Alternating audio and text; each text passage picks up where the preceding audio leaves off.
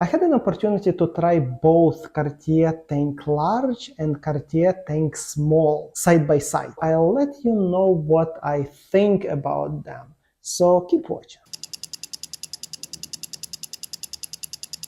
You need to know that my wrist size is 6¼ inch, and for my European audience, that's about 15.9 centimeters.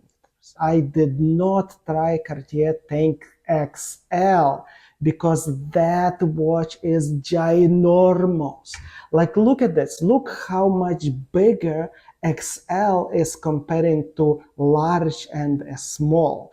Cartier Tank XL is actually so big, it's almost a Tag Heuer Monaco size. But somehow Monaco actually works because Monaco was always that large size. And that large square size for Monaco, it's like part of its identity. That's what Monaco is. And for Cartier, it's quite opposite. The Cartier identity is these like small rectangular watches. That ginormous monstrosity XL, that's not Cartier.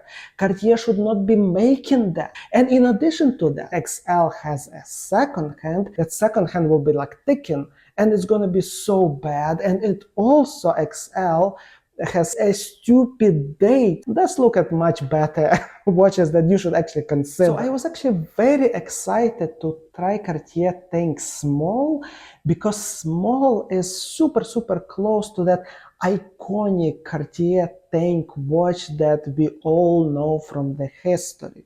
So it's actually these larger sizes, it's actually relatively a very new thing for Cartier.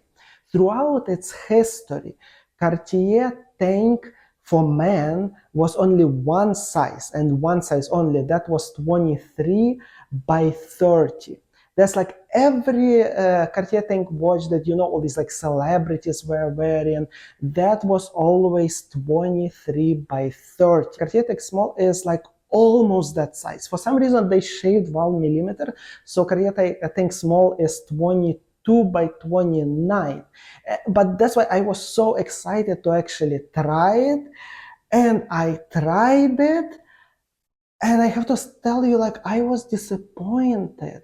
The Cartier Tank Small is actually feels small, and I like small watches. That's why I was so surprised, but I feel like that watch is a little bit too small for me, and I would say it's so small that it's borderline unwearable. After that, I tried Cartier Tank Large, and this is the size of Cartier Tank Large, and it felt like it wasn't as drastic as small. I wouldn't say the Cartier Tank Large was like unwearable for me. I could definitely get used to this size and I can actually wear it, but it still felt like too large for me. It still felt like I do not like watches that are as large as Cartier Tank Large.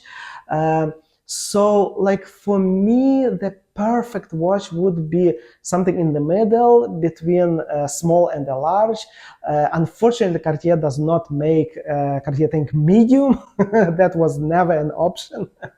But if they would, the size between large and a small would be just perfect for me. For example, so I own Hamilton Gilbert, which is a little bit larger as Cartier Tank Small. It's still nowhere close to that like medium, the perfect Cartier medium size that I'm envisioning.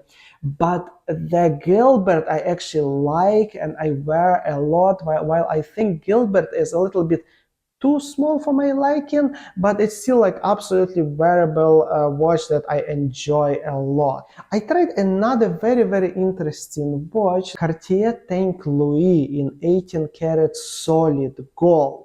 So that watch was in a large size, so it was exactly like that Cartier Tank Large that I was trying. So they have absolutely the same shape and the same size, but that watch is in solid gold. And why I thought that watch is interesting, because that watch is one of the few modern watches that has something that vintage watches don't give me, they just don't exist, vintage rectangular watches that would be waterproof. So Cartier Tank Louis, so first of all, it's in solid gold. Second, it actually has 30-meter water resistance, so that can be your like everyday watch. You can wear it every day for any occasion. While the price is high, so they at that time it was about $10,000. Yes, it's a lot.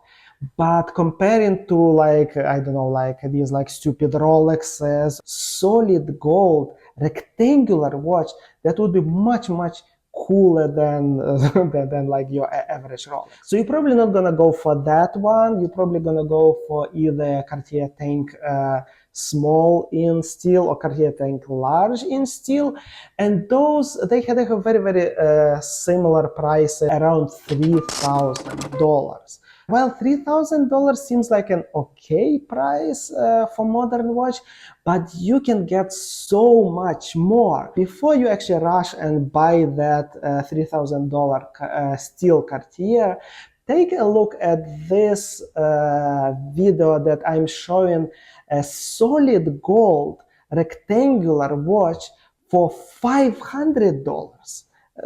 Take a look at this. This is cool.